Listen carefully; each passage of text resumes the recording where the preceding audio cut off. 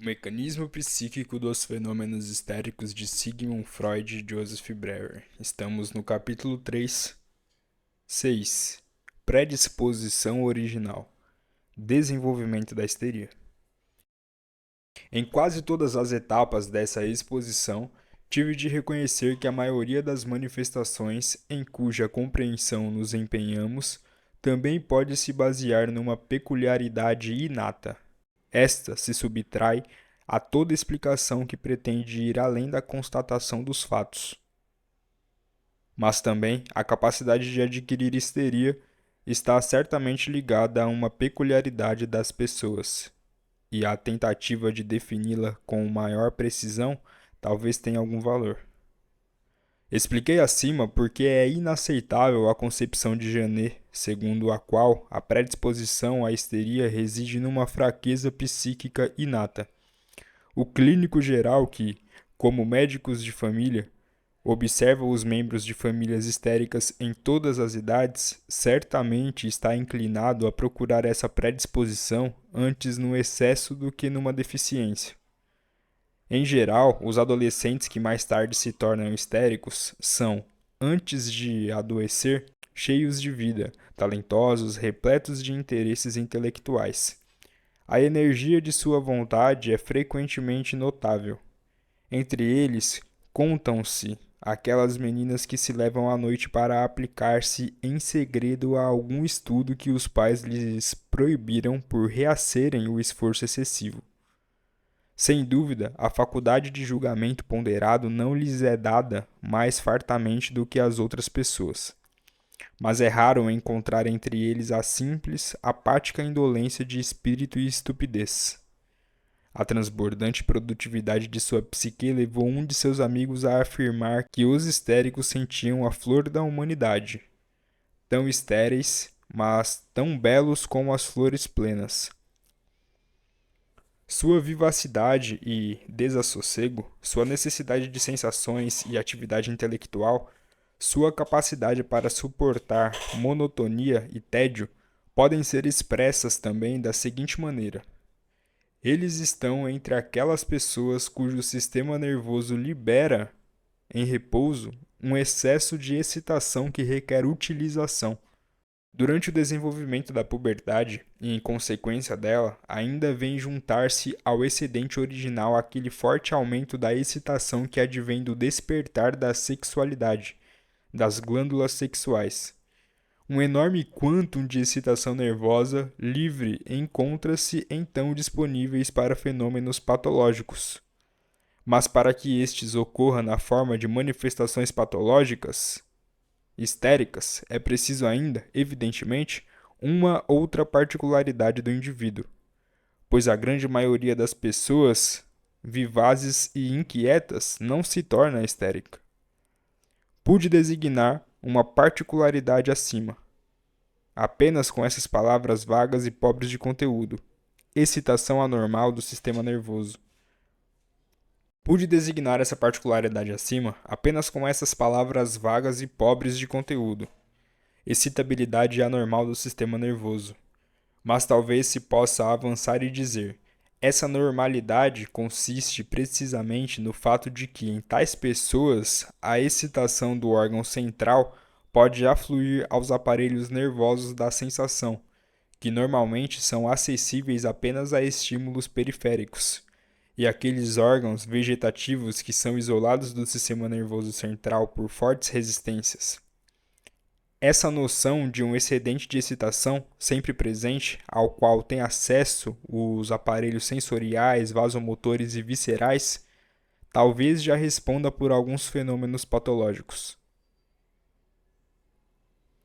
Em pessoas assim constituídas, tão logo a atenção é forçosamente concentrada numa parte do corpo.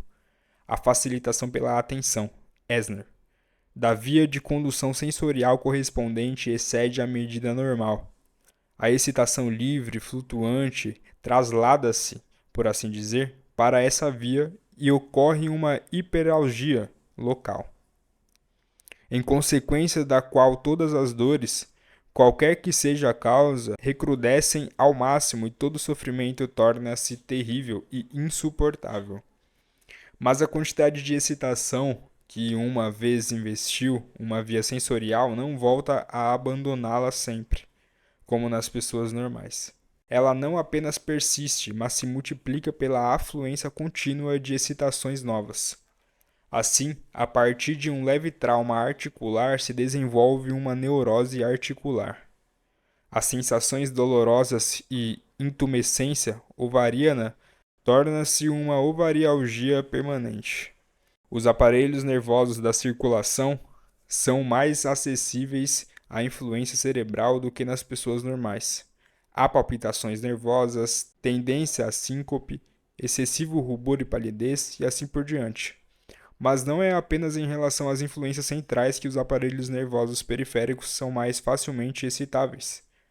Também aos estímulos adequados funcionais, eles reagem de maneira excessiva e perversa.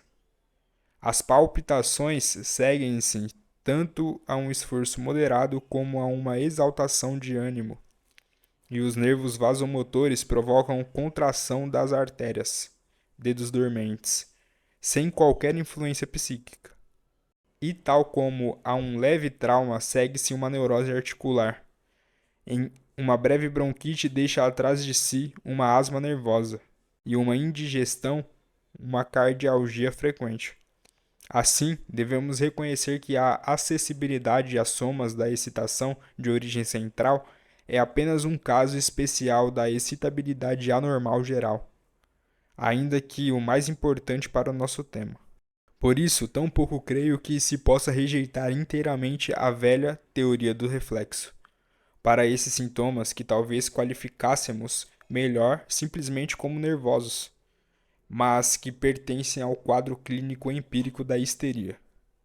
Os vômitos, que, como se sabe, acompanham a dilatação do útero grávido, podem muito bem, na excitação anormal, ser desencadeados reflexamente por estímulos uterinos leves, talvez até mesmo pela intumescência variável dos ovários. Conhecemos tantos efeitos à distância que vêm de modificações orgânicas, tantos pontos conjugados insólitos, que não se pode rejeitar a suposição de que um grande número de sintomas nervosos, que às vezes são determinados psiquicamente, poderiam ser, em outros casos, efeitos reflexos da distância. Atrevo-me a sugerir a heresia, muito pouco moderna, de que até a fraqueza motora de uma perna poderia não ser determinada psiquicamente, mas de maneira diretamente reflexa, por uma doença genital. Acho que faremos bem em não atribuir validade muito exclusiva às nossas percepções e não generalizá-las para todos os casos. Outras formas de excitabilidade sensorial anormal ainda escapam completamente à nossa compreensão. É o caso da analgesia geral, das placas anestésicas, do estreitamento do campo de visão, etc. É possível e talvez provável que observações ulteriores comprovem a origem psíquica de um ou outros desses estigmas, e assim venham explicar melhor os sintomas. Até o momento, isso não ocorreu. Não me atrevo a generalizar as indicações que nos favorecem nossa observação no caso 1, de Ana U, e não considero justificado presumi-la antes que tal derivação tenha sido provada. Em contrapartida, a mencionada peculiaridade do sistema nervoso e da psique parece explicar algumas características notórias de muitos histéricos. O excedente de excitação que o seu sistema nervoso libera em repouso determina sua incapacidade de suportar uma vida monótona e o tédio. Sua necessidade de sensações, que, após irrupção da doença, impele-os e interromper a monotonia da existência de enfermos com toda sorte de incidentes, como tais, naturalmente se oferecem sobretudo fenômenos patológicos. A autossugestão os auxilia nisso com frequência. E nisso prosseguem levados por sua necessidade de doença. Aquele curioso traço que, para a histeria, é tão patognômico como o medo de doenças para a hipocondria. Conheço uma histérica que fazia lesões em si mesmas, muitas vezes consideráveis, apenas para o uso próprio. sem que as pessoas à sua volta e o médico o soubessem. Cometia todo tipo de despropósito, sozinha em seu quarto, apenas para provar a si mesma que ela não era normal. Ela tem toda a nítida sensação de condição doentia, cumpre seus deveres de modo insatisfatório e, mediante esses fatos, forja uma justificativa para si mesma. Uma outra doente, gravemente afetada, mulher de escrupulosidade mórbida e repleta de desconfiança em relação a si mesma, sente todo o fenômeno histérico como culpa, porque, se ela verdadeiramente quisesse, não precisaria tê-los. Quando a paresia de suas pernas foi erroneamente qualificada como de doença espinhal, ela sentiu isso como uma redenção, e a explicação de que era apenas algo nervoso e passaria foi suficiente para causar-lhe grave angústia de consciência. A necessidade de doença vem da ânsia da paciente de convencer-se e convencer outros da realidade da sua doença. Quando ela associa ao sofrimento causado pela monotonia de um quarto de doente, a tendência de apresentar sempre novos sintomas se desenvolve ao máximo. Mas quando essa tendência se transforma em mendacidade, leva à simulação real. E creio que agora nos excedemos em rejeitar a simulação, como antes em aceitá-la. Isso não se baseia na predisposição histérica, mas, como diz muito bem Mobius, na complicação desta por outras degenerações por uma inferioridade moral original.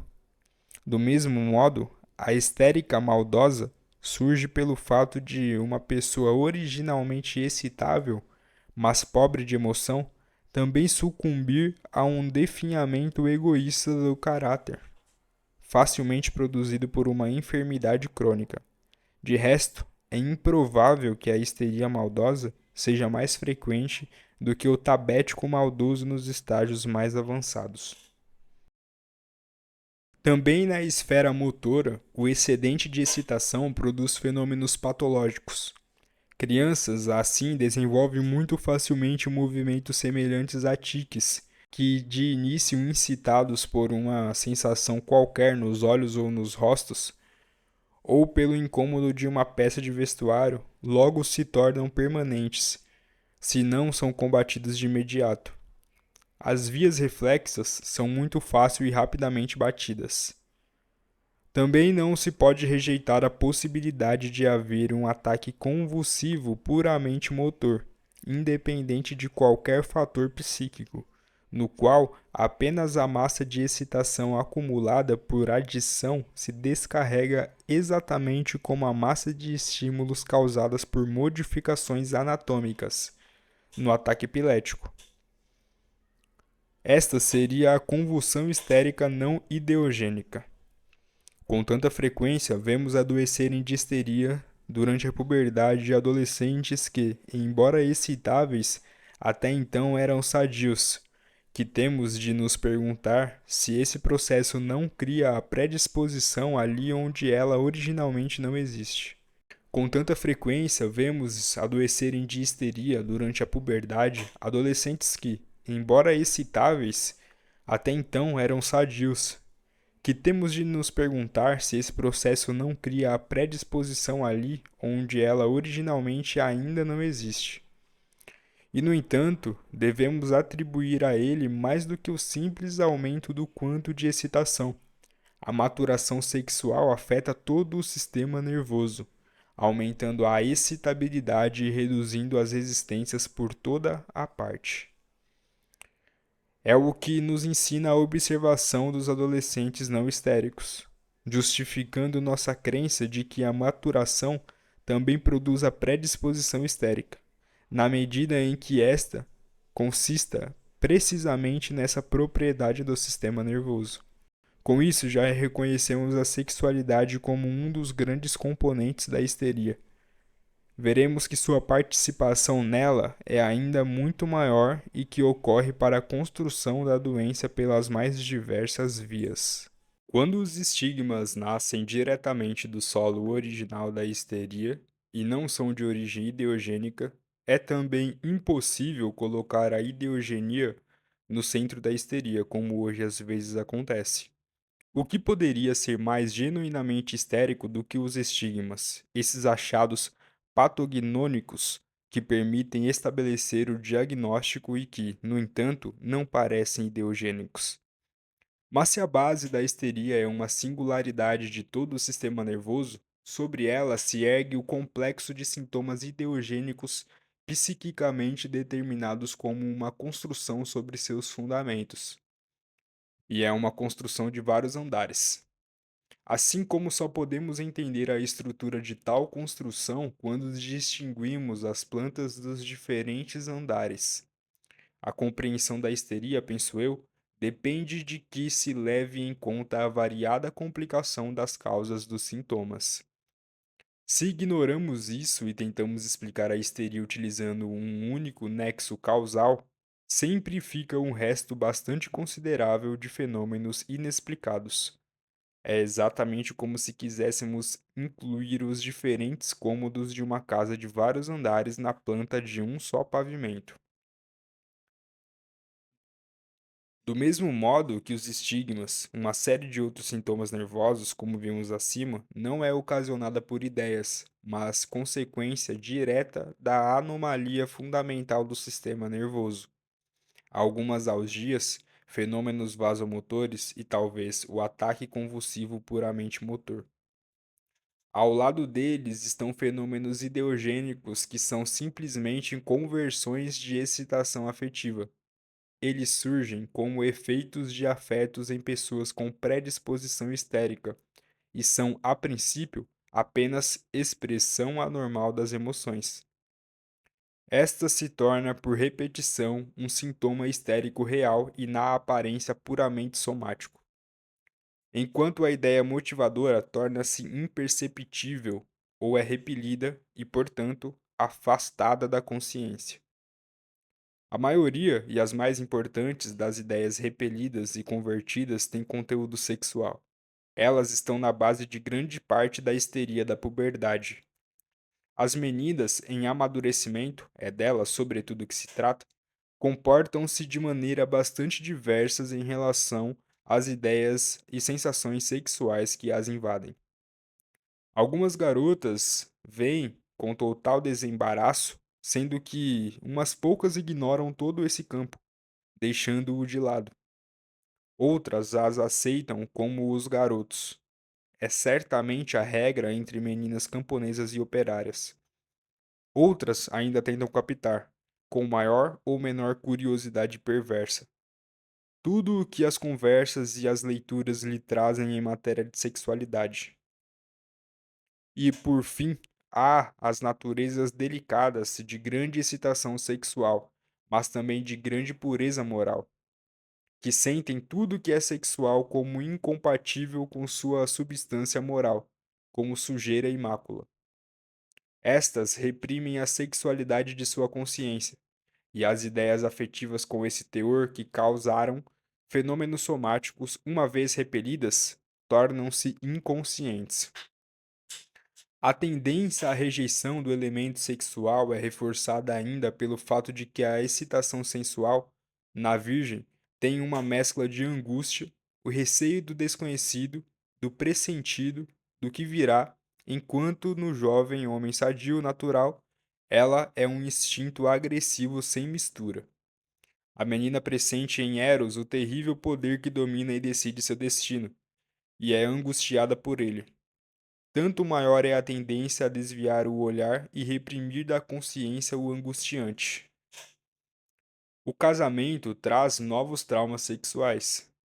É admirável que a noite de núpcias não tenha efeito patológico com maior frequência, já que, lamentavelmente, tantas vezes envolve não a sedução erótica, mas a violação. De todo modo, com certeza não são raras as histerias de jovens mulheres que podem ser atribuídas a isto, e que desaparecem quando, no decorrer do tempo, o prazer sexual acontece e o trauma se extingue. Também no curso ulterior de muitos casamentos ocorrem traumas sexuais. As histórias clínicas de cuja publicação tivemos de prescindir contêm um grande número de exigências perversas do marido, práticas inaturais, etc. Não creio exagerar quando afirmo que a grande maioria das neuroses graves em mulheres tem origem no leito conjugal.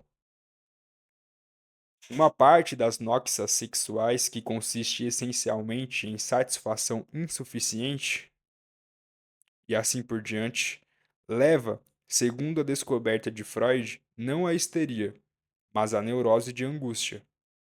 Penso, no entanto, que também em tais casos, com bastante frequência, a excitação do afeto sexual é convertida em fenômenos somáticos histéricos. É evidente, e além disso, em nossas observações mostram suficientemente que os afetos não sexuais do pavor, da angústia, da cólera levam ao aparecimento de fenômenos histéricos. Mas talvez não seja supérfluo voltar sempre a enfatizar que o fator sexual é de longe o mais importante, e no que toca à patologia, o mais fecundo. A observação ingênua de nossos predecessores, cujo resíduo conservamos na palavra histeria, aproximou-se mais da verdade do que a visão mais recente que coloca a sexualidade quase em último plano, para preservar os doentes de repreensões morais.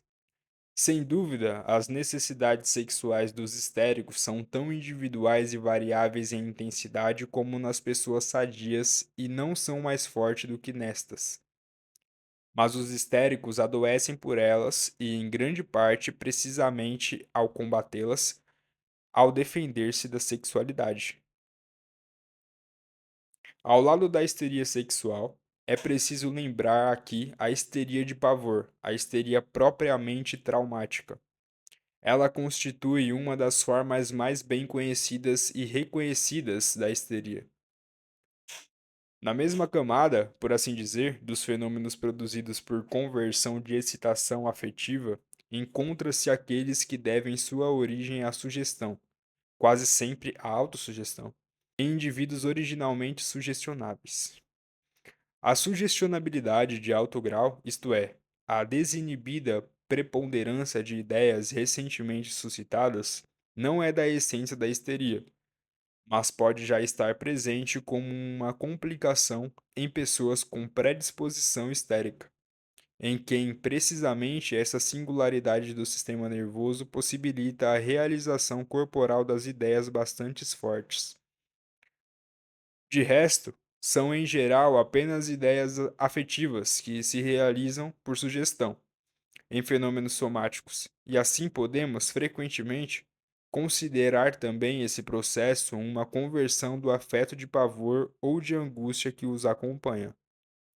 Esses processos de conversão de afeto e da sugestão permanecem idênticos mesmo nas formas complicadas de histeria que agora passamos a examinar. Apenas encontram nelas condições mais favoráveis. Mas fenômenos histéricos psiquicamente determinados sempre surgem por um desses dois processos. Aquele terceiro elemento constitutivo da predisposição histérica, que em alguns casos soma-se aos anteriores tratados, é o estado hipnoide, a tendência à auto-hipnose. Ele favorece e facilita no mais alto grau tanto a conversão como a sugestão, e desse modo ergue, por assim dizer, sobre as pequenas histerias que mostram apenas alguns fenômenos histéricos um outro andar, o da grande histeria. A tendência à auto-hipnose constitui um estado, a princípio, apenas passageiro e alternante com o normal, e aqui podemos atribuir o aumento da influência psíquica sobre o corpo que observamos na hipnose artificial. Esta influência é aqui mais intensa e profunda, por afetar um sistema nervoso que já é de excitabilidade anormal fora da hipnose. Não sabemos em que medida e em quais casos a tendência à auto-hipnose é uma propriedade original do organismo. Expus acima a opinião de que ele se desenvolve a partir de devaneios carregados de afeto, mas certamente há também uma predisposição original. Se essa concepção é correta, também aqui fica clara a grande influência que se pode atribuir à sexualidade no desenvolvimento da histeria, pois, fora os cuidados prestados a doentes, não há nenhum fator psíquico tão adequado para produzir devaneios carregados de afeto como a ânsia de amor. E além disso, o próprio orgasmo sexual, com sua plenitude de afeto e seu estreitamento de consciência, guarda parentescos próximos com os estados hipnoides. O componente hipnoide manifesta-se do modo mais nítido como ataque histérico, e naquele estado que se pode designar como histeria aguda, e que, pelo visto, desempenha um papel tão significativo no desenvolvimento da grande histeria. São estados prolongados, estendendo-se em geral por vários meses, claramente psicóticos, que muitas vezes devemos qualificar de confusão alucinatória. Mesmo quando o transtorno não vai longe, surgem diversos fenômenos histéricos, alguns dos quais persistem ulteriormente. O conteúdo psíquico desses estados consiste, em parte, precisamente naquelas ideias que foram repelidas na vida de vigília e reprimidas na consciência. Delírios histéricos dos santos e freiras, das mulheres abstinentes, das crianças bem-educadas. Como esses estados, com muita frequência, são nada menos que psicoses e, contudo, originam-se direta e exclusivamente da histeria, não posso subscrever a opinião de Mobius, para quem, excetuando os delírios ligados ao ataque, não se pode falar de uma loucura propriamente histérica. Esses estados constituem, em muitos casos, uma loucura desse gênero, e também, no curso ulterior da histeria, se repetem essas psicoses, que, de fato, na essência, nada mais são do que estágio psicótico do ataque, mas que, por durarem meses, não podem ser designadas como ataques. Como surgem essas histerias agudas? No caso mais bem conhecido, a história clínica de Ana U, no caso 1, ela se desenvolve a partir da acumulação de ataques hipnoides. Em outro caso, de histeria já existente complicada, em seguida há uma privação de morfina. Na maioria das vezes, o processo é bastante obscuro e aguarda esclarecimento por outras observações. Para as histerias aqui abordadas, vale, portanto, o enunciado de Mobius. A modificação essencial da histeria consiste em que, de modo passageiro ou permanente, o estado mental do histérico equivale ao do hipnotizado. A persistência no estado normal dos sintomas histéricos surgidos durante o estado de hipnose corresponde integralmente às nossas experiências com a sugestão pós-hipnótica. Mas isso já significa que complexos de ideias insuscetíveis de consciência coexistem com as séries de ideias de curso conscientes, e que a cisão da psique está consumada. Parece certo que esta também pode surgir sem estado hipnoide, a partir da profusão de ideias repelidas, reprimidas da consciência, mas não suprimidas. De uma maneira ou de outra, surge no campo de vida psíquica, ora pobres de ideias, rudimentar, ora mais ou menos análogo ao pensamento desperto, e cujo conhecimento devemos sobretudo a Binet e Janet. A cisão da psique é a consumação da histeria. Expusemos antes, na parte 5, como ela explica as características essenciais da doença. De modo permanente, mas com vivacidade variável de suas ideias, uma parte da psique do doente se encontra em estado hipnoide, sempre pronta, quando o pensamento desperto relaxa, a conquistar a pessoa inteira, ataque e delírio. Isso acontece tão logo um afeto intenso perturba o curso normal das ideias, nos estados crepusculares e de exaustão. A partir deste estado hipnoide persistem ideias imotivadas, estranhas à associação normal, irrompem na consciência, alucinações são lançadas na percepção, atos motores são inervados independentemente da vontade consciente. Essa psique hipnoide é apta, no mais alto grau, para a conversão do afeto e a sugestão, e assim aparecem com facilidade novos fenômenos histéricos que, sem a cisão psíquica, só muito dificilmente e sob a pressão de afetos repetidos teriam se produzido. A psique cindida é aquele demônio do qual a observação ingênua de velhos tempos supersticiosos acreditava que os doentes estavam possuídos. É certo que um espírito estranho à consciência desperta do doente o governa, mas não se trata realmente de um estranho, e sim de uma parte dele mesmo. A tentativa que aqui fizemos de uma construção sintética da histeria a partir de nossos conhecimentos atuais está exposta à objeção de ecletismo, se esta verdadeiramente se justificar. Houve tantas formulações da histeria, desde a velha teoria do reflexo até a dissociação da personalidade, que precisaram ser aqui abordadas, mas dificilmente poderiam ser de outro modo. Tantos observadores excelentes e cabeças perspicazes se ocuparam da histeria.